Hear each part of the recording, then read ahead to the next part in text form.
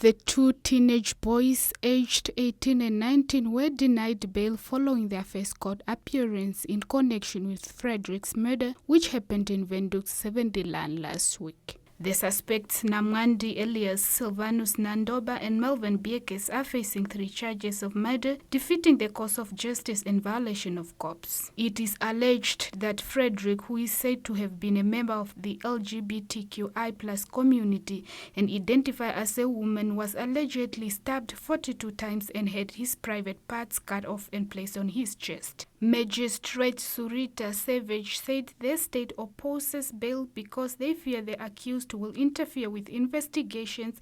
It is a serious offense and the matter is of the public interest. The case was remanded to the 31st of July this year. Speaking at the court today, Frederik's father said his late son was his only child and breadwinner. Maar in hierdie omstandighede. In the circumstances I'm standing in now, I really don't know. I'm stumped. He was the only breadwinner in the family. I would have said something else if there was another child.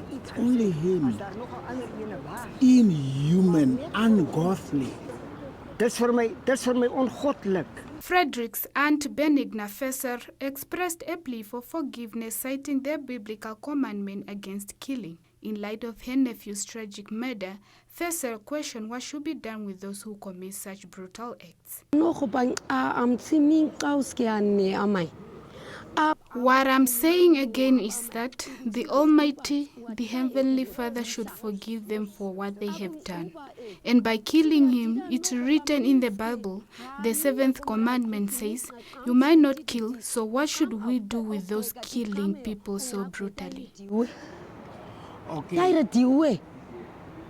Equimite Namibia member Zing also expressed worry over the increase in violence against members of the LGBTQI+ community, claiming that this has been the case ever since Jerry Ekanjo introduced the anti-gay bill last year. We have been hit by the worst waves of anti-queer murders ever since the Jerry Ekanjo bill that was tabled last year in Parliament.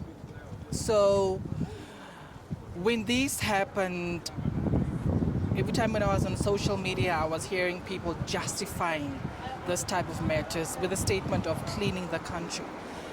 And this much of hate is just showing that there is so much of community work that needs to be done, and this work needs to start from the top levels of governance. Transgender, Intersex, Androgynous Movement of Namibia Program Officer Memory Hobe said Frederik's murder is shocking and heartbreaking, while questioning what the future holds for those dependent on breadwinners in similar situations. Ochimise was one of the locations that I usually was saying is the safest, but to see such a shock thing that my sister has been found, her private parts on top of her, it's heartbreaking for me as a community.